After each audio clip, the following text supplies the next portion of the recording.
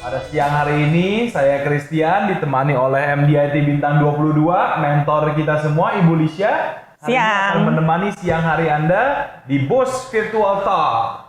Jadi sesuai dengan temanya pada siang hari ini, itu pay now or pray later. Nah, kita akan kupas tuntas apa sih maksud dari tema tersebut. Ya, tapi sebelum itu, saya harap semua teman-teman kabarnya baik, dalam keadaan sehat, tetap semangat, tetap positif, dan sebarkan yang namanya positivity itu. Teman-teman, nah kita mau cari tahu nih dari seorang Ibu Lisha, kenapa bisa came up temanya itu pay now, pray later? Oke, selamat siang semuanya. Saya harapkan semua dalam keadaan kondisi sehat, baik kamu semua maupun juga keluarga, ya. Kita udah lewatin masa-masa yang tinggal di dalam rumah, tetapi kita terus bersemangat, kita terus beraktivitas, dan kita juga sangat bersyukur ya, kita juga diberikan kesehatan sampai saat ini. Nah, kalau tadi dikatakan adalah pay now or pray later. Nah, banyak orang yang kenapa come out dengan satu kalimat seperti itu. Kebanyakan, setiap orang kalau ditanya mau nggak hidupnya sukses? Ya, saya mau hidupnya sukses. Tetapi yang namanya satu kesuksesan itu adalah bukan satu destinasi, betul nggak ya? Kesuksesan itu sendiri adalah sebagai satu perjalanan loh. Perjalanan di mana kita itu bisa berubah menjadi jauh lebih bagus dari hari ke hari, ya. Nah, banyak sekali yang dari kita ini enggan mau mengikuti prosesnya. Jadi nggak sabar, cuma kepengen langsung dapat hasilnya. Nah, itulah yang tidak bisa. Karena kenapa? Ibaratnya begini, setiap kali kita mendapatkan sesuatu, ada nggak harga yang kita mesti bayar? Pasti ada, ya. Pasti ada dong ya. Kita mau bayarnya sekarang pertanyaannya. Kenapa ada orang sama-sama startnya sama nih? Kenapa pada saat capainya itu ada yang capai, ada yang istilahnya 3A ya, ada yang achieve, ya, ada yang avoid, ya, atau adjust, ada yang afraid. Setiap orang pasti punya impian. Nah, apa nih yang membedakan? Kenapa garis finishnya itu ada yang A achieve, ada yang A-nya itu bahkan adjust, atau boleh dibilang avoid, ya, menghindar gitu. Ada yang afraid, takut ya, afraid atau avoid. Jadi 3 hal itu. Nah, itu adalah dari awal satu keputusan gimana nih? Keputusan kita mau bayar nggak harganya. Nah, faktor yang mengganjal itu kebanyakan di mana sih? Faktor yang mengganjal itu adalah penundaan. Nah, benar nggak ya? Berpikir seperti seolah-olah masih ada hari esok, masih ada waktu. Kenapa sih kalau bisa dikerjakan nanti harus mesti sekarang juga kayak dunia ini mau kiamat kayak gitu loh. Nah, ini sendiri yang menyebabkan kita kena namanya penyakit kritis. Artinya apa? Penyakit kritis yang nggak pakai nomor yang ini ya. Karena apa? Karena ini sering sekali dialamin orang dan penyembuhannya itu hanya satu keputusan kesadaran sendiri. Jadi ibarat misalnya gini ya, contohnya. Kalau kita mau bayar harganya sekarang, dan satu hari kita akan main-main gitu loh. Ya, we pay the price now, kita play later. Tapi kalau kita mau play now, bersantai-santai dulu, ya udah masih ada hari esok. Plus lagi, ada aja alasan-alasan dengan berbagai macam alasan. Kan situasi lagi begini nih, gimana kita mau kerja? Kan ikutin peraturan dong. Kita mesti jaga kesehatan lebih dulu loh, kita harus tinggal di rumah. Jadi seperti kayak gitu ya, nanti lagi atau waduh mengisi kekosongan, mari kita nonton film, nggak tanggung-tanggung filmnya yang berseri. Kalau film berseri itu kan udah seri 1 udah selesai, biasanya tuh kepengen ngelihat yang kedua, yang ketiga, yang keempat. Nah, sampai terakhir pada saat benar-benar kondisi kering, baru pray now. Jadi, you want to pay the price now, you pray later. But if you want to pray now, it's okay. But at the end, you pray later. You doa-doa, sedih-sedih, ya seperti kayak gitu. Ya, mungkin juga Christian pernah juga ngalamin pada saat dia lulus sekolah, kita juga pakai istilah seperti ini. Boleh mungkin cerita kali ya? Jadi seru banget ya teman-teman ya. Boleh kita simpulkan tadi, kalau saya boleh simpulkan sedikit, success is a journey, betul ya teman-teman. Kadang-kadang dalam meng-create satu masa depan gitu loh, kita tuh selalu punya ekspektasi best case skenario, benar nggak teman-teman? Tapi dalam hidup kenyataannya tidak seperti itu. Yeah. Kan? Ada perjalanannya, banyak tantangan, banyak rintangan. Oleh sebab itu makanya setuju sekali dengan yang Bu Lisha tadi bilang ya.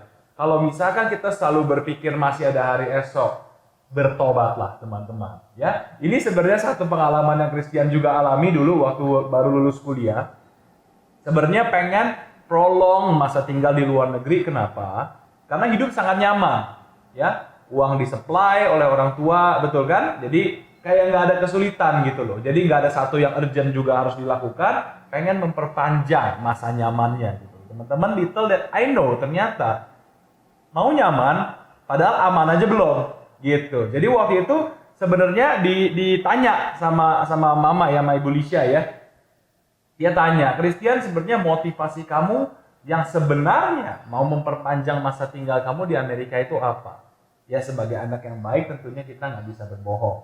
Kita bilang ya, kita mau enak ya, kita tetap pengen lanjutin sekolah. Sebenarnya motivasinya mah bukan pengen sekolah, motivasinya mah pengen memperpanjang masa enak aja gitu loh. Bahkan OPT lagi. Betul ya, kerja.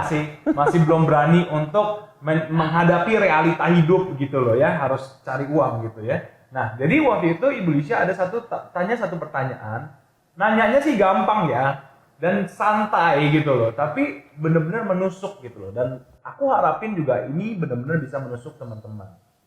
Ada peribahasa, bersusah-susahlah dahulu, bersenang-senanglah kemudian. Gak ada yang bilang bersenang-senanglah dahulu, udah pasti susah. Udah pasti susah, benar kan? Jadi makanya di situ Ibu Lisha tanya sama seorang Christian yang waktu itu baru lulus kuliah, Chris, kamu pilih. Kamu mau pay the price now, then you play later, atau you wanna play now, then you pray later. Gitu. Nah dari situ Christian ambil waktu untuk pikirin satu hari dan setuju gitu loh. At the end of the day harus masuk ke realita hidup yang sebenarnya kan.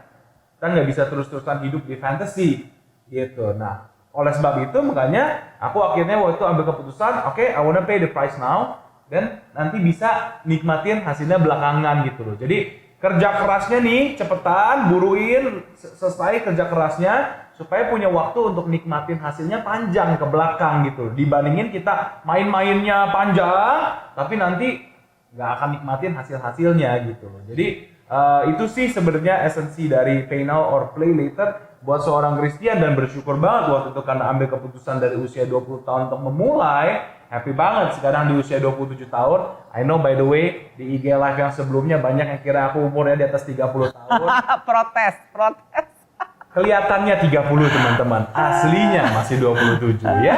Nah di usia 27 tahun sekarang udah banyak sekali bisa pelan-pelan mulai menuai hasil yang ditabur selama 7 tahun terakhir. Itu sih kalau buat seorang Christian. Oke, mungkin saya yang nanya dia ya, gantian ya. Nah kalau Christian, kan di umur 20 pada saat selesai sekolah, itu kan harus melakukan sesuatu yang banyak dikatakan orang sangat tidak umum ya. Anak umur 20 terus jalanin asuransi lagi.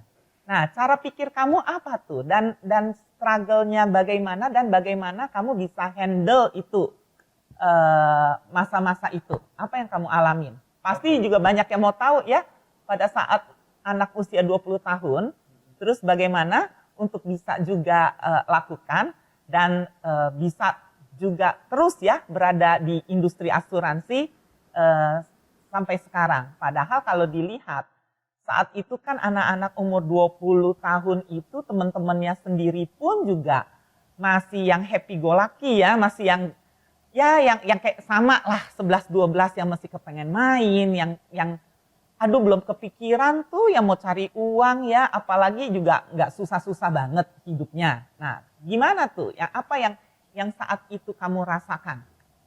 Oke, thank you ya. Nah, seru banget. Ada dua hal sebenarnya teman-teman. Kalau teman-teman di IG Live nih lagi lihat nih muka Ibu Lisya nih ya, pinter kan? Bukan kelihatannya bodoh kan? Gitu kan? Jadi aku yakin pasti ada alasan yang sangat jelas kenapa beliau memilih untuk berbisnis di industri asuransi gitu ya. Nah itu alasannya yang pertama. Nah yang kedua sebenarnya aku nggak bohong, aku benar-benar lihat bukti aja, bukti realita, ya kan? Karena kalau misalkan aku berpikir, kalau misalkan orang tua aku ini hanya seorang agen asuransi dalam arti penjual polis asuransi ya, mungkin punya income 100-200 juta sebulan gitu ya, masih bisa lah ya dari base commission apa segala macam kayak gitu ya. Tapi kalau misalkan waktu itu bisa sampai nyekolahin 3 anaknya di luar negeri, di Amerika, di waktu yang bersamaan, ya kita tidak disuruh kerja, mobil disediakan, tempat tinggal disediakan, kalau habis uang tinggal minta nanti di wire uangnya. Pacaran juga boleh. Jadi aku rasa diongkosin lagi. Jadi aku rasa kayaknya nggak mungkin gitu loh kalau misalkan untuk jadi seorang agen asuransi doang bisa afford untuk punya kehidupan yang seperti itu gitu loh. Dan aku sebagai anaknya pun tentunya merasakan dan tentunya juga berpikir, there must be something. Bukan hanya sekedar jadi agen asuransi jual polis asuransi, there must be the business gitu loh. Nah bisnisnya ini yang membuat aku juga jadi penasaran. Ya tentunya ya kenapa akhirnya aku juga ada di sini itu sebenarnya karena bisnisnya gitu. Nah mungkin dulu waktu pertama kali baru mulai ya tantangan terbesar adalah apa? Sebenarnya brand ya teman-teman. Kenapa? Karena ya sebagai anak baru lulus kuliah, satu tanpa network, belum ada profil juga, tidak ada pengalaman juga. Nah itu gimana caranya kita bisa berperilaku layaknya seorang advisor gitu loh, atau business partner yang orang bisa lihat legit. Jadi waktu itu tantangannya itu lebih ke arah brand gitu loh. Jadi waktu itu satu hal yang Christian pikirkan adalah gue harus punya brand. Dan dari dulu Ibu Lisya selalu mengajarkan yang kita perlu branding adalah diri kita. Betul. Ya, kita tahu kita adalah bermitra dengan Allianz, salah satu perusahaan jasa keuangan terbesar di dunia. Ya, ada kita nggak ada kita orang udah tahu siapa Allianz. Gitu. Betul. Tapi orang belum tentu tahu kita kan. Jadi yang kita perlu branding kan adalah diri kita. Nah waktu itu salah satu branding yang waktu itu benar-benar aku titik beratkan adalah bagaimana dalam waktu secepat mungkin aku tunjukkan prestasi. Karena kalau dalam waktu secepat mungkin kita bisa tunjukkan prestasi, orang akan melihat, orang mulai percaya ternyata memang benar bisnis yang dijalankan itu doable, bisa diminati oleh anak muda, dan ternyata menghasilkan suatu hasil yang juga luar biasa gitu loh. Nah, karena apa? Kita mesti sadar teman-teman, cara orang melihat kita itu lihatnya hasil, dia nggak lihat proses yang melalui kita.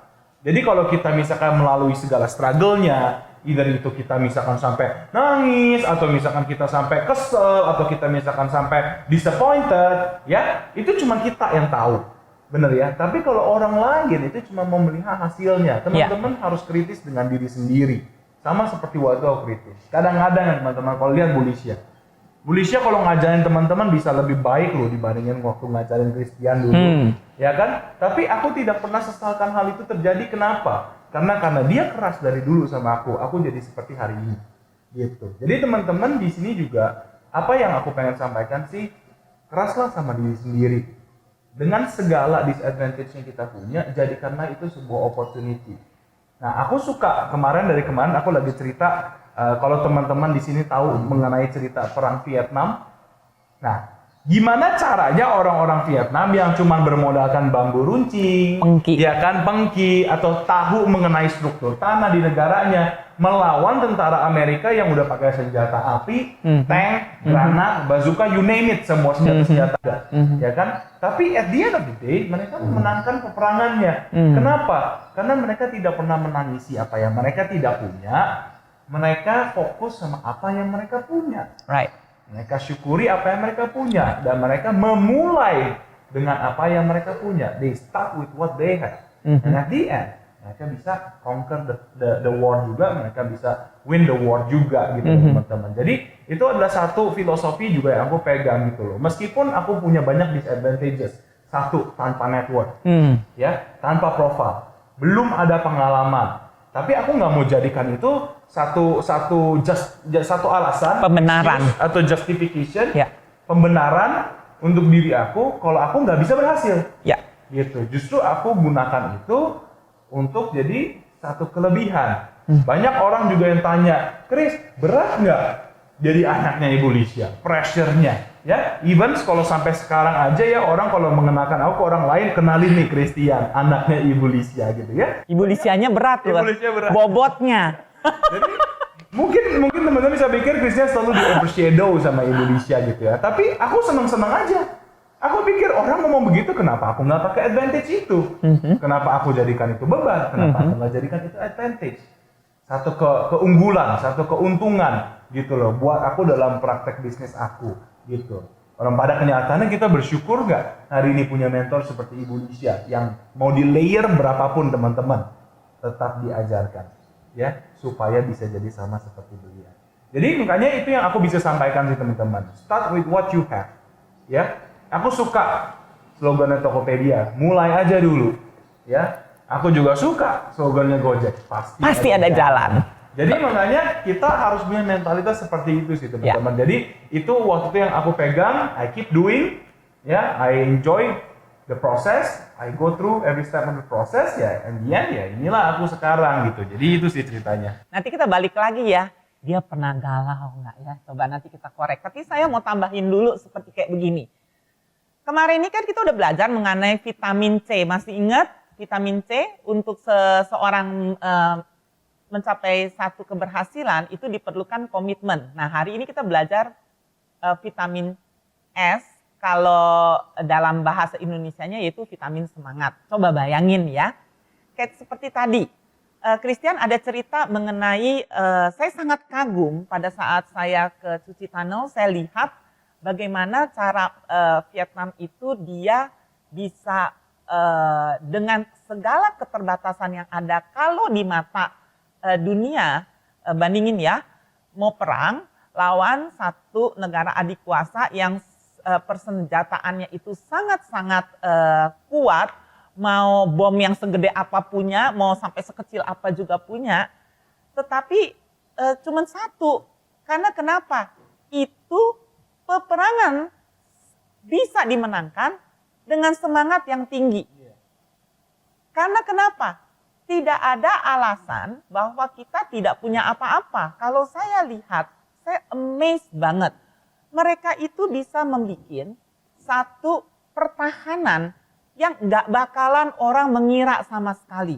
Jadi benar-benar mereka ambil gerilya dan semangat mereka, bayangin nggak teman-teman, kalau mereka tidak punya semangat untuk menang. No matter what, kondisi apapun, saya harus menang. Itu semangat. Ya, sehingga semangat itu bisa memiliki ide-ide gila loh. Karena waktu saya saksikan itu dia bisa 6 tingkat di bawah tanah loh. Mereka bikin pertahanan seperti itu. Ya, jadi mereka masak supaya nggak ketahuan. Mereka pasang lorong. Mungkin masaknya di Pondok Indah katakanlah ya. Bisa-bisa munculnya itu asapnya di Tangerang. Gila, amazing sekali.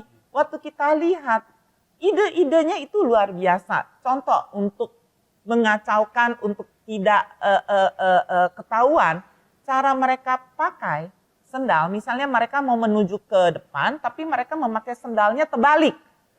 Jadi orang kan berpikir, orang cuma melihat yang nyata. Orang tidak lihat di belakang itu adanya apa. Karena sendalnya itu terbalik, orang berpikir dia arahnya ke sini, padahal dia lagi berjalannya ke sana loh. Itu amazed banget. Dan itu saya sangat belajar, yang namanya itu semangat. Bayangin ya, semangat atau tidak semangat, itu hanya kita yang bisa putuskan.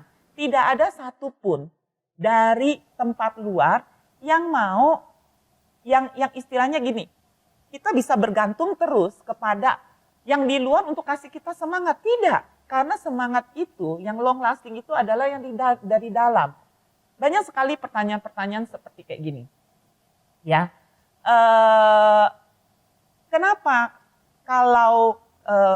kenapa dari dulu sampai sekarang aku ngelihat kamu situasi apapun udah kayak rumput diinjek, ya udah berdiri lagi aja gitu. Kenapa mesti tetap semangat? Dan saya katakan kenapa tidak?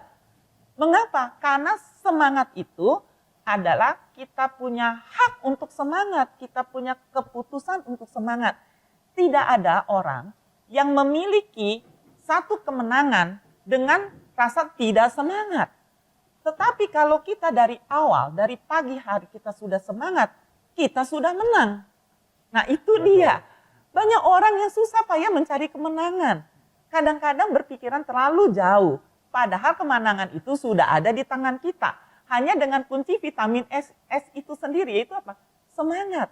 Pertanyaannya kenapa kita tidak bersemangat?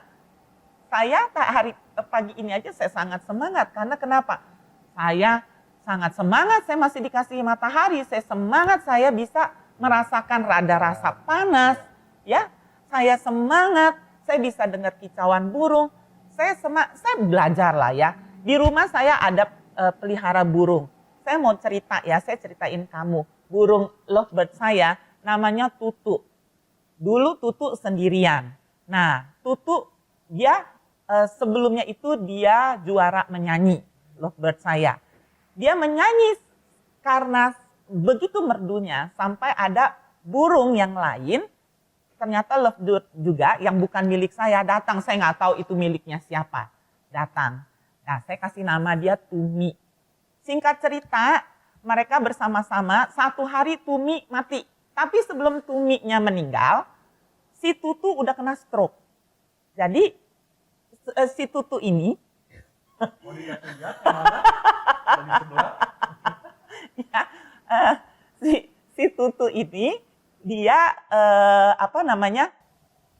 mungkin dia kena virus ya, dia berhasil selamat diobatin, tapi palanya jadi agak miring gitu ya, jadi keseimbangan jalannya juga nggak benar.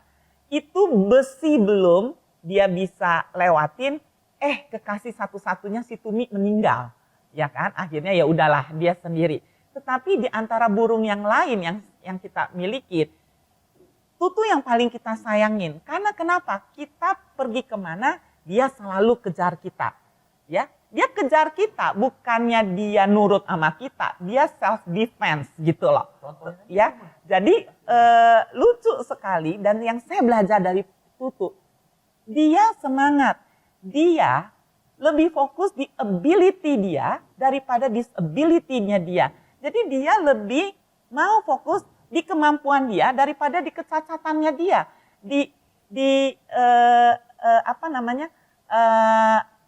sedihnya dia.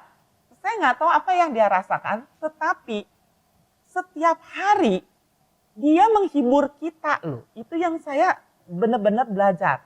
Dia sangat semangat, dia ada sekali aktivitas yang lucu-lucu. Dia bisa loncat, dia kadang-kadang stretching sayapnya, segala gerakannya dia, aktivitas yang dia lakukan, dia tidak diam, dan itu ternyata punya nilai yang luar biasa karena dia bisa menghibur saya loh. Ya, saya lihat semangatnya si Tutu, dia tidak menangisi kecacatan dia, tetapi dia lebih fokus, dia punya kemampuan di mana dia berusaha, meskipun dia mungkin belum bisa terbang, dia berusaha. Dia pakai paruhnya, dia turun, dia jalan, dia loncat-loncat untuk mencapai suatu tujuan. Nah itu saya benar-benar sangat appreciate. Makanya saya bilang, semangat itu menyembuhkan. Semangat itu membuat kita sukses. Semangat itu membuat kita selalu bisa memberikan energi dan kita menjadi energy giver. Itu dia sih kuncinya kalau kita mau punya satu keberhasilan. Nah balik lagi ke Christian. Pasti tentunya kalau anak-anak, tadi kan dia bilang, wah bayangin ya, anak baru lulus. Waktu umur 20 tahun dia baru lulus.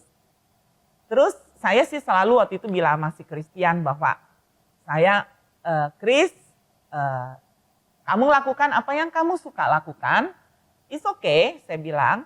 Tetapi sekarang gini, ya intinya karena anak saya 3, ya kan? Saya selalu pesenin sama dia, mau anak kandung saya join tidak join dengan bisnis saya, it doesn't matter karena tidak ada pengaruhnya kepada income saya. Karena anak di luar kandung banyak yang suka dengan bisnis saya. Yang penting adalah hasil dari bisnis ini pasti diwariskan ke kamu, sumber income-nya. Nah, sampai akhirnya, apa yang kamu lihat yang paling klik saat itu sehingga kamu memutuskan, oke, bahwa saya mau terjun juga di bidang ini. Apa yang paling kamu klik saat itu? Oke, sebenarnya alasannya simpel. Dalam hidup kita itu pasti selalu ada yang namanya turning point ya. Jadi di minggu lalu kita ada belajar atau kita mungkin bagi yang baru pertama kali dengar belajar mengenai istilah SUBDN ya teman-teman ya. Sebenarnya kalau teman-teman mau tahu turning point saya yang pertama itu di situ. Karena saya waktu itu dengan segala keterbatasan gitu ya, mulai sebuah bisnis juga ada satu kendala yang paling nyata. Maksudnya secara financial capital itu nggak ready gitu. Jadi makanya kalau ada dikasih satu kesempatan di mana kita tidak perlu keluar modal bahkan dimodalin dan bisa profit since day one, kenapa kita tidak jalankan? Apalagi setelah ditelusuri lebih lanjut, produk yang kita distribusikan itu memang sesuai dengan kategori SUBDN. Oleh sebab itu makanya itu adalah turning point saya yang pertama, karena itulah makanya saya memutuskan juga saya mau menjalankan bisnis ini. Cuma pada kenyataannya begitu mulai dijalankan, itu sebenarnya banyak nggak keraguan? Banyak keraguan. Oleh sebab itu makanya aku banyak lakukan market research, aku banyak ketemu orang, aku banyak ajak bicara, usaha untuk ketemu orang, dan ngobrol, untuk diskusi, sharing. Kalau sharing kan kita berbagi, benar ya? Kalau kita berbagi, kalau kita tahu ada suatu hal yang bagus, baik dan berguna, dan kita mau berbagi, kita nggak ada put expectation di situ kan? Jadi ke siapapun berbagi gitu loh. Dan ternyata setelah berbagi, ya responnya itu bagus gitu loh. Dan itu aja terus yang dilakukan dari tahun-tahun sambil terus upgrade ilmu, sambil pahami lebih jauh lagi esensi daripada bisnis ini itu sebenarnya apa. Bahwa kita di sini fokus untuk building franchise, bukan cuma sekedar jual produk asuransi. Nah itunya kan seiring berjalan waktu kita terus upgrade gitu loh, hingga hari ini gitu. Yeah. Jadi benar banget tadi juga yang Ibu Lisha udah sampaikan ya, minggu lalu kita ada belajar mengenai vitamin C ya teman-teman ya, atau vitamin komitmen sebagai salah satu vitamin yang sangat necessary untuk kita punya kesuksesan. Nah hari ini kita belajar lagi vitamin S gitu ya, ini vitamin baru yang diperkenalkan di dunia gitu ya, vitamin semangat gitu loh. Dan ini menurut aku jadi penting sekali, kenapa? Karena selama ini mungkin kita stay at home, banyak berita yang beredar itu lebih ke arah berita-berita negatif ya. Betul. Berita-berita yang membuat kita jadi semakin galau, semakin worry, semakin takut gitu. Dan wajar nggak? Wajar teman-teman, kita adalah after all kita human gitu loh. Kita hidup dengan hal-hal seperti itu juga gitu loh. Tapi Ibu Lisha mengajarkan ada satu hal juga loh yang contagious, yang menular, maksudnya bukan hanya sekedar virus, tapi juga vitamin S ini gitu loh, semangat ini juga menular gitu loh. Makanya aku bersyukur banget ya gitu loh. Ada markom kita juga, the man behind the scene gitu ya, Debbie, yang selalu come up dengan ide-ide brilian gitu ya untuk kita bisa punya sesi seperti sekarang. Nanti juga di hari Sabtu kita ada BSP virtual perdana, sudah 1.000 yang daftar cuma dalam waktu 2,5 jam. Thank you untuk semua yang daftar, nanti see you hari Sabtu ya. Nah itu sebenarnya satu inisiatif karena kita mau menularkan semangat. Jadi ini yang kita mau tularkan gitu loh teman-teman. Semangat itu, positivity ini yang kita benar-benar tularkan gitu ya. Nah, aku juga bersyukur ada di komunitas BUS ya, bisa teman-teman lihat di sini BUS ya. Kenapa? Karena di BUS kita benar-benar punya moto happily helping others. Ya. Di saat banyak sekali di luar sana yang takut cross-lining, di sini kita encourage cross-lining. Kenapa? Karena because kita bisa belajar dari siapapun, bisa dapat inspirasi dari siapapun. Ya, jadi kita di situ benar-benar saya pribadi benar-benar sangat-sangat bersyukur bisa ada di komunitas ini gitu. Karena vitamin semangat itu after all memang benar-benar yang kita butuhkan gitu sih. Jadi kalau misalkan balik lagi ke pertanyaan awal, kenapa bisa memutuskan dan sampai sekarang, ya itu juga karena proses lah ya. Nah, Oke. proses ini juga kalau misalkan nggak didukung oleh infrastruktur yang memadai gitu ya, juga nggak akan bisa di-enjoy dan nggak akan bisa berhasil gitu kan. Tapi I'm blessed, aku ada di BUS sebagai sebuah infrastrukturnya, ya makanya kenapa bisa sampai seperti sekarang. Oke, thank you. Banyak sekali ya pertanyaan yang kemarin ini masuk untuk tanyain, waduh, kalau kita bicara mengenai industri asuransi, itu bukannya passionnya saya. Betul nggak ya? Saya sangat setuju, karena begini loh, teman-teman. Kita coba bicara ya, kalau kita coba tanyain kepada orang yang mahir piano, ya, apakah dari sejak kecil dia udah langsung passion di situ? Tidak, kita harus bisa bedakan yang namanya passion, yang namanya bakat. Ya, atau yang namanya pilihan. Kalau saya lebih setuju adalah seseorang itu passionnya itu timbul karena bukannya merek atau judul, aktivitas atau pekerjaan atau jenis usaha yang dia mau lakukan. Kalau menurut saya secara pribadi, passion itu didapat adalah pada saat dia sudah menentukan impiannya dia maunya apa, dan dia lihat ada kendaraan yang cocok untuk lebih mendekatkan dia ke arah impian dia. Saya ambil contoh ya, kalau misalnya kita istilahnya ke desert safari, ya, di mana kita mau pergi ke padang pasir, bukan soal kendaraannya yang bagus atau tidak bagus. Saya ambil contoh, misalnya kita pakai Mercy S-Class katakanlah untuk pergi ke desert safari. Siapa yang berani bilang Mercy S-Class itu tidak bagus? Itu bagus sekali. Betul nggak? Pertanyaannya, jadi nggak itu akhirnya kita jadi safari di padang pasir? Ya jelas enggak, itu akan stuck di situ. Karena kenapa? Karena kendaraannya bukan soal nggak bagus, tapi kendaraannya tidak cocok untuk mendekati impian itu.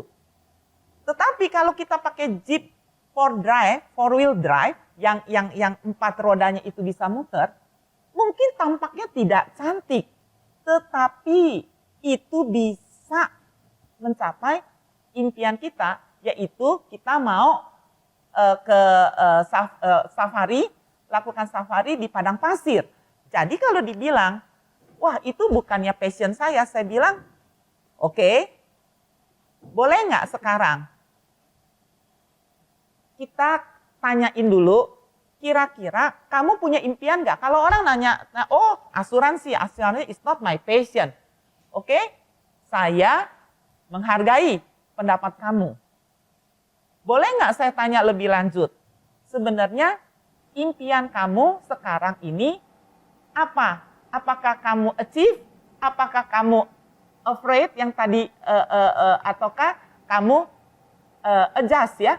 Karena kenapa? Karena kalau kita banyak sekali orang punya impian. Kalau berdasarkan selalu passionnya dia, pertanyaannya impiannya dia bisa achieve apa enggak? Banyak loh yang ngomong begitu, sebenarnya waktu ditanya impian kamu maunya apa sih? Even orangnya juga stuck, dia juga nggak tahu loh dia kepengennya apa. Ya kan? Nah, makanya buat saya secara pribadi, passion itu tidak ada hubungannya dengan jenis pekerjaan kalau menurut saya. Ya kan? Passion itu adalah kalau misalnya kalau menurut saya ya, belum dilakukan, belum lihat ada hasilnya, hasil itu justru bisa membuat seseorang bergairah. Tetapi kalau belum melakukan, apalagi hanya dengar-dengar, dengar itu kan bisa chances 50-50. Bisa dengar benar, bisa dengar juga tidak benar. Tetapi sudah memutuskan bahwa it's not my passion, kita sudah ngerti seperti apa. Ya, jadi buat saya secara pribadi kalau ada saya menghadapi orang, aduh sorry asuransi ya, asuransi bukannya passion gua. It's okay, no problem. Karena kenapa? Karena yang paling penting adalah saya tahu saya maunya apa. Saya hanya berbagi untuk kasih informasi bahwa ada sesuatu loh cara yang memungkinkan bisa kamu mencapai impian kamu dengan kendaraan seperti ini. Tetapi kalau belum sampai terlalu dalam, orang itu sama sekali menutup telinga, menutup mata, menutup hati. Menurut saya, yang rugi bukan saya. Sesiapapun yang namanya menutup hati, menutup telinga, menutup mata, yang udah jelas yang rugi orang tersebut. Karena kalau misalnya kita mau membuka hati, mau membuka mata, mau membuka telinga kita, banyak loh hal-hal yang di luaran sana yang bisa mendapatkan kita, membuka wawasan kita, mendapatkan pembelajaran untuk diri kita. Kayak begitu. Itu kembali lagi siapa yang berbenefit? Kita yang bisa punya benefit. Ya. Ada lagi yang kemarin dia bilangnya begini. Ada pertanyaan ke saya, Bu Lisya, bisa nggak bantu saya bagaimana cara menghadapi orang yang trauma terhadap asuransi? Dia tanyanya begitu. Ya, saya bilang, oke, saya sarankan orang itu ke hipnoterapi. Lah, namanya trauma ya. Trauma itu berarti mesti dibetulin dong ya. Bukannya porsi saya. Tetapi yang paling penting, terserah orang lain mau trauma terhadap asuransi. Yang penting kita yang jalanin kabar berita yang baik ini tidak pernah trauma, tidak pernah ada satu hal yang bisa men-stop kita untuk memberikan kabar baik. Karena kenapa? Karena boleh dikatakan orang punya asuransi, orang tidak mau asuransi, orang tidak mau beli asuransi, is okay. Karena diri kita adalah perusahaan asuransi. Betul nggak?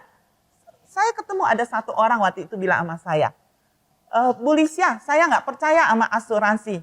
Pak, Bapak masa menurut saya Bapak udah punya asuransi? Enggak, saya nggak percaya, saya nggak pernah punya asuransi. Really Pak?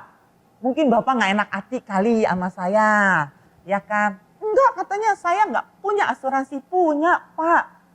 Karena saya begitu pedenya bilang dia punya, dia sampai pun ikut bingung loh.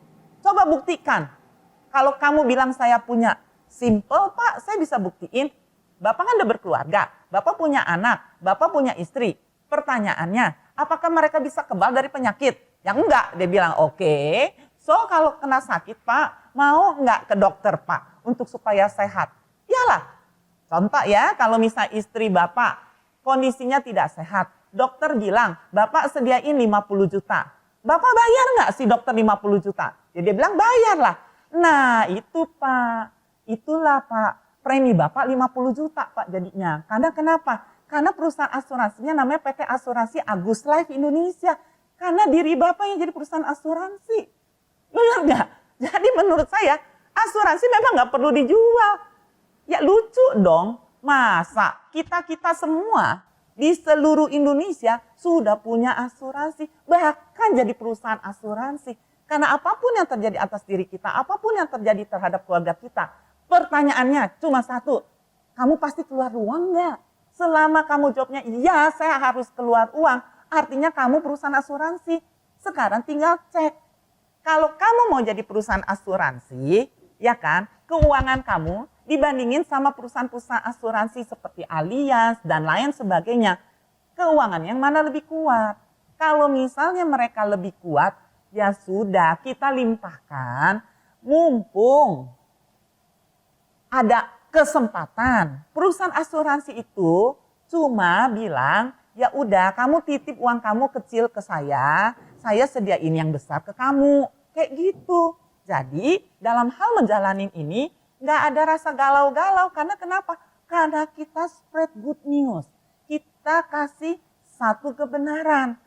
Kayak gitu. Jadi kalau saya nggak merasa itu sebagai satu penolakan. Bahkan saya doain. Karena kenapa?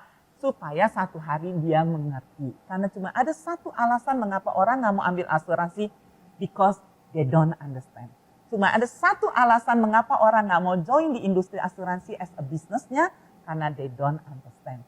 Jadi buat kita hanya memberikan pengertian saja, tetapi apakah orang itu mengerti atau tidak mengerti, waktunya kita serahkan kepada yang atas. Kayak gitu sih. Gimana? Tadi kalau lihat komennya luar biasa ya, seru dari tadi lagi perhatiin komennya. Thank you ya teman-teman Ya. ya yang udah selalu komen dengan feedback yang positif, means berarti teman-teman belajar sesuatu dari situ. Thank you banget.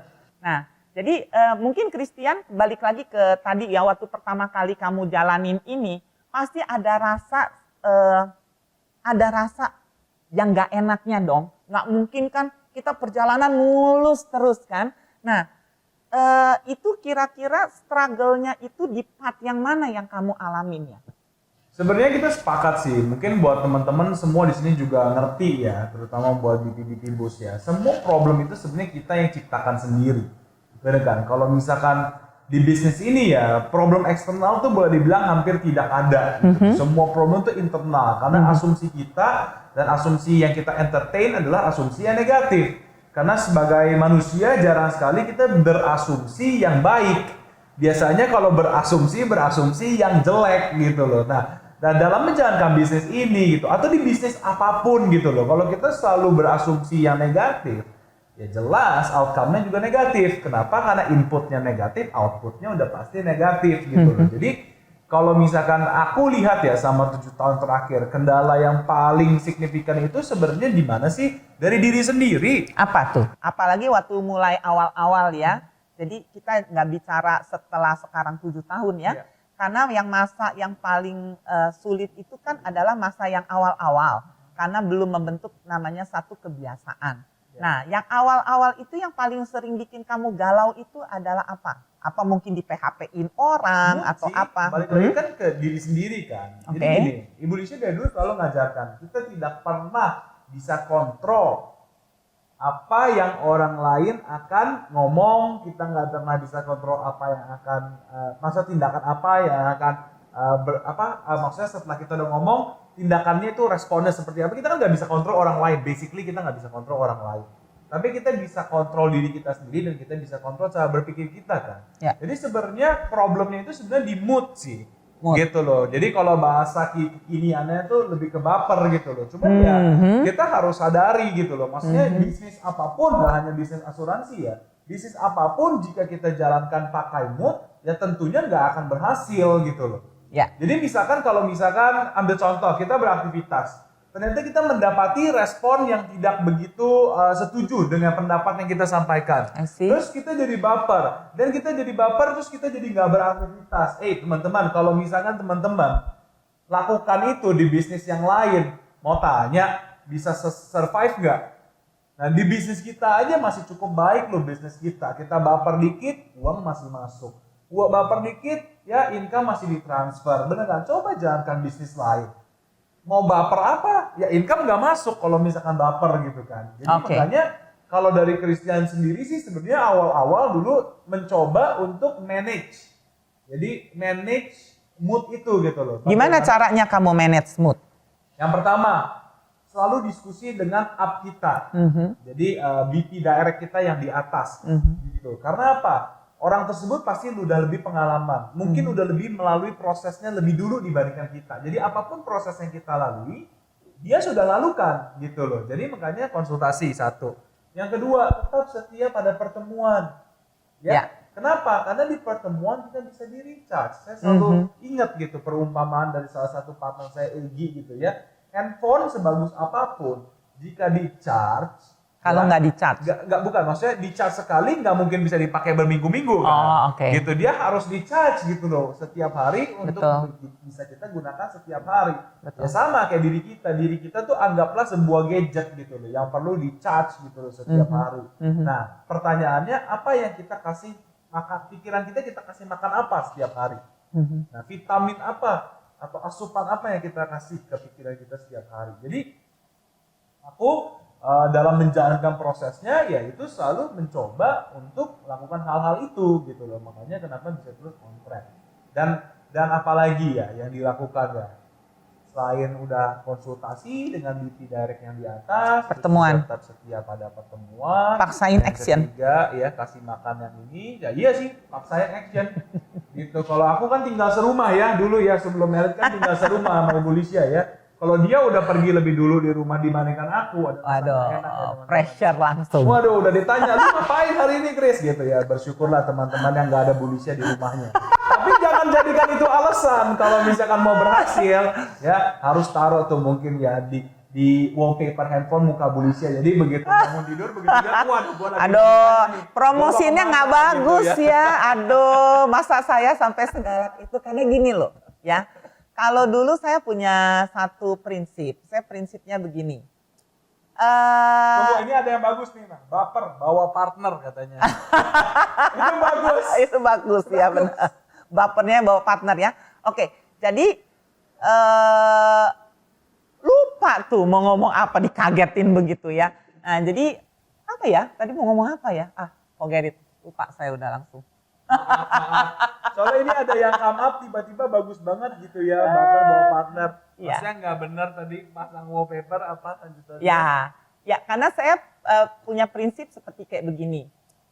Kita boleh saja mencari banyak alasan yang valid actually, ya kan? Tapi kita coba kembali lagi cek motivasi. Jadi saya selalu berpikir, selama saya dikasih satu kehidupan, berarti ada tujuannya, ada maksudnya. Adakah saya sudah lakukan something yang berguna gitu loh. Berguna buat orang lain, berguna untuk diri sendiri juga. Jadi memang betul, saya berpikir gini, kalau misalnya kita lembek kepada diri sendiri, itu dunia menjadi keras, ya kan? Karena gak ada orang yang istilahnya, apa ya, gimana ya caranya ya. Jadi saya selalu berpikir, daripada saya buat alasan, lebih baik saya cari jalan, kayak gitu loh. Ya, itu cuma pilihan. Karena kalau saya cari alasan, dan saya tidak ditrain. Jadi saya jadi lembek. Begitu saya lembek, dunia jadi keras. Saya lebih gampang kena penyakit, lebih kena penyakit perasaan, penyakit apapun lah ya, kekhawatiran dan lain sebagainya. Tetapi pada saat saya hadapi namanya kesusahan apa segala macam karena selalu mau cari jalan, maka sepertinya dunia begitu indah, dunia begitu bersahabat. Nah makanya kenapa itu yang akhirnya mendorong menjadi dapat ide, dapat semangat dan lain sebagainya. Karena memang sudah tertanam di dalam kepala dan di dalam hati adalah mau sesuatu di zaman sekarang apalagi sudah tidak ada lagi ada hal yang baru, tak ada hal yang baru. Ya, yang ada adalah keputusan membuat yang baru. Kalau misalnya contoh kayak not cuman ada do re mi fa sol la si do kan? Memang ada lagi yang dirubah dari situ. Tidak, tapi kenapa ya setiap hari bisa ada lagu baru? Itu namanya ciptaan baru. Tapi fondasinya sudah ada itu. Sama juga dengan kita. Kalau saya mau sukses, nggak ada hal yang baru. Karena ada orang yang lebih duluan dari saya yang sukses.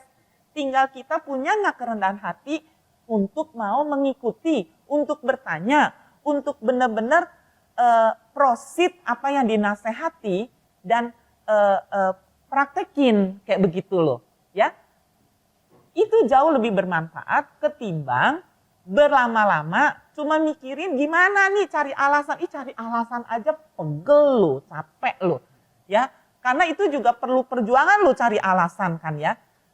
Nah, tetapi cari alasan sama cari jalan sama-sama keluar effort. Sama kok. Ya, tetapi kita lihat makanya boleh dibilang kata-kata bahasa Inggris sukses dengan failure. Kalau kita lihat ada angka double di situ. Apa yang angka double? Sukses itu tulisannya adalah SUCCES. Betul ya? Nah, effort effort. No. Failure FAILURE.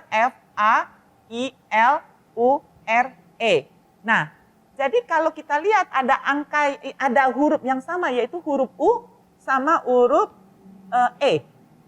Betul? Sukses ada huruf U, failure juga ada huruf U. Sukses ada huruf E, failure juga ada huruf E. Artinya sukses maupun failure is all depend your effort. U itu your, E itu effort. Jadi apakah itu keberhasilan, apakah itu kegagalan, itu semua tergantung daripada kita punya usaha, kita punya effort. Jadi kayak tadi aku bilang, ketimbang kita mikirin gimana gue cari alasan, mengapa kita nggak ganti gimana kita cari jalan. Kayak gitu loh. Nah makanya pada saat kita mencari jalan, ada aja yang kita dapetin, ada aja kita ketemu. Dan kita untuk mendapatkan sesuatu yang baik, itu nggak usah repot-repot karena ada orang yang terlebih dahulu sudah buat. Hanya kita diperlukan kerendahan hati untuk mau selalu buka hati, buka telinga, buka mata. Ya, termasuk adalah bagaimana kita terjun di bisnis ini. Jadi saya nggak tahu waktunya udah tinggal berapa. Tapi kalau misalnya ada yang mau tanya apa segala macam, boleh ditanyakan di sini. Bisa cek. Kita akan coba jawab satu pertanyaan ya. Tapi Gimana? menunggu pertanyaan, teman-teman bagus banget ya, kita belajar lagi satu ya. Dibanding cari alasan, cari jalan gitu ya. Nah teman-teman, sebenarnya tanpa kita sadari ini kita juga sedang menghadapi peperangan loh. Benar kan? Bukan hanya peperangan kesehatan, tapi juga peperangan ekonomi, betul kan? Karena dampaknya terhadap ekonomi dan bisnis itu kan sangat luar biasa gitu loh. Nah teman-teman, sekarang di sini kita punya pilihan untuk menyikapi situasi yang ada gitu loh. Kita bisa cari alasan, ikut-ikutan, bilang kalau misalkan, oh iya nih kita kena dampaknya juga karena situasi begini, jadi begini, jadi begitu. Dan alasan kita itu semua valid gitu. Dan itu bisa justify posisi kita saat ini. Tapi teman-teman juga mesti tahu di saat yang bersamaan ada orang yang thriving, ada orang yang berhasil. Sama-sama nih kita di bisnis ini. Ya, ada orang yang berhasil, ada yang tetap thriving itu karena beda menyikapi situasi yang ada gitu. Respon yang beda. Responnya itu yang beda gitu. Makanya saya mau mengajak, saya dan Ibu Lisha di sini mau mengajak seluruh Boost Partners di seluruh Indonesia. Teman-teman, kita pilih untuk sikapi dengan benar situasi ini. Ya. Ya, stay safe, stay healthy, tapi at the same time stay productive. Kita dihimbau untuk stay at home, bukannya holiday at home, teman-teman. Ya, jadi makanya teman-teman kita bisa stay productive di rumah. Bagaimana caranya? Media digital udah sangat luar biasa. Bagi yang belum download aplikasi Zoom, saya sarankan download di iPad, download di handphonenya. Jadi apa? Kita selalu bisa meeting sama siapapun. Kita bisa meeting sama existing clients kita bisa meeting sama potential clients kita, baik sama existing partners, sama potential partners, sama crossline. Aku juga lihat tadi ada yang udah ada janjian gitu loh di komen. Jadi sebenarnya kita bisa gunakan media yang ada untuk kita bisa win this war, teman-teman. Intinya we have to stay productive. Buktikan kalau memang bisnis kita ini kebal dari situasi ekonomi, politik, dan pandemik. Ya. Jangan cuma segelintir orang. Kita butuh kerjasama dari seluruh Boost Partners di seluruh Indonesia untuk kita bisa membuktikan bahwa benar-benar bisnis kita ini kebal dari situasi pandemik. Jadi teman-teman, aku mau mengajak teman-teman semua di sini untuk tetap stay productive. We have to win this war. Sikapi dengan benar. After all, teman-teman, not all storms come to disrupt our life. Some will clear our path. Benar ya teman-teman. Jadi nggak semua badai yang terjadi ini tuh benar-benar untuk mengganggu hidup kita. Bisa jadi ini adalah momen yang tepat untuk kita bisa ambil waktu refleksi diri lagi dan benar-benar ambil waktu untuk pikirkan what are you fighting for in this life, because you only live once. Kalau kita hidup berkali-kali, Ibu Lisha selalu bilang ya, bisa mati hidup, ya kita bisa coba beberapa kali. Tapi kan hidup nggak seperti itu, kita hidup sekali. Banyak orang bilang, make it count. Benar-benar ambil waktu di situasi seperti ini. Pikirkan lagi, what are you fighting for in this life? Kamu mau financial security? Kamu mau automatic income? Kamu udah ada di kendaraan yang tepat. Ya. Jadi benar-benar pastikan dapat gitu loh. Ya. Nah, satu lagi terakhir, teman-teman. Aku tahu dari 1000-an orang yang watching live session kita pada siang hari ini, ada yang belum bergabung dengan kita. Bergabung dengan Boost. Kenapa teman-teman perlu bergabung dengan Boost? Karena kita adalah satu komunitas. Punya sistem yang proven juga untuk bantu teman-teman semua untuk realize your dream. Untuk optimize your potential. That's why makanya kenapa teman-teman bergabung sama kita. Bagi yang sudah bergabung, ajak keluarga di rumah. Kenalin mereka tentang bisnisnya di sini. Siapa bilang di situasi seperti ini kita nggak bisa produktif? Sibuk cari partner di luar sana. Mungkin partnernya itu bisa jadi adalah keluarga yang tinggal serumah dengan Anda. Jadi pastikan teman-teman sharing sama mereka. Bagi yang belum bergabung, terus bergabung, stay tune buat hari Sabtu nanti yang udah daftar di BSP Virtual Perdana, satu-satunya agensi asuransi di Indonesia yang mengadakan virtual talk dengan 1.000 partisipan dalam 2,5 jam itu sudah sold out. Jadi see you di hari Sabtu. Nah, kita masih ada waktu 4 menit, ada satu pertanyaan mungkin. Oke, mungkin bagi yang saya tahu, saya belum cek, ada kadang-kadang banyak pertanyaan-pertanyaan yang masuk ya. Bisa juga kalau mau tanya-tanya, bisa kirim ke direct message ke saya, asal identitasnya jelas saya akan jawab, atau juga bisa ke Bus ID. Dan tentunya kalau misalnya bagi yang mau tahu, kira-kira ya bagaimana yang namanya pemasukan terus jalan, pengurangan malah berkurang, itu luar biasa kan? Ya, biasanya orang udah pemasukan nggak masuk, pengeluaran tambah banyak. Betul. Ya. Tapi bagi orang mau tahu gimana caranya pemasukan jalan terus tapi pengeluarannya malah berkurang, boleh direct message ke kita. Apa pertanyaannya? Tinggal 3 menit katanya. Semua komen nih, nggak ada yang tanya. Oh, udah nggak ada yang tanya, udah clear bagus. Ya. Aku jadi keinget ya sama Bu Lisha. Ini yang luar biasa dari bisnis kita. Bagi teman-teman yang tahu mengenai konsep tabung, kita selama ini selalu bilang ya, jika pemasukan stop, pengeluaran kan nggak bisa stop. Bisnis kita berbanding terbalik loh teman-teman. Income-nya nggak stop, tapi pengeluarannya stop nggak? Stop loh, kita kan nggak jadi nggak ketemu orang, nggak keluar duit beli bensin, nggak keluar duit beli makanan, nggak keluar duit beli minum, nggak keluar duit bayar parkir, ya kan, dan lain sebagainya. Jadi boleh dibilang untuk operational expense kita nggak keluar loh, tapi income tetap masuk nggak? Itu yang luar biasanya dari bisnis kita teman-teman. Ya. Jadi itu yang kita bisa jual ke saudara Anda, ke teman-teman Anda. Jadi makanya kalau kita tanya tadi Bu Lisha udah ajarin ya, mau tahu nggak bisnis ya yang operational expense-nya jadi minim tapi pemasukannya jalan terus gitu ya. Nah, kalau mau dengar stay tune terus. Bagi yang masih mau tahu lebih lanjut, DM Bus ID, kita coba baca satu persatu pertanyaannya. Nanti di sesi berikutnya kita akan coba untuk jawab ya. Bagi yang sudah daftar Sabtu, saya mau ingatkan lagi, remember itu hari Sabtu, stay tune, kita akan ada business presentation perdana bersama 1.000 orang di Indonesia virtually. Jadi yang dari IG Live yang kemarin mengenai tentang passion di industri di bisnis asuransi udah saya jawab. Nanti saya akan jawab lagi di lain kesempatan mengenai jadi kamu ini jualan asuransi ya, terus dengan kayak gimana kayak gitu ya. Saya akan jawab pada saat kita lakukan IG Live lagi. Oke? Thank you semuanya, thank you untuk berpartisipasi di sini, dan saya bersama Christian, kita salam sejahtera semuanya, dan kita bisa ketemu lagi di lain kesempatan. Thank you. See you next time.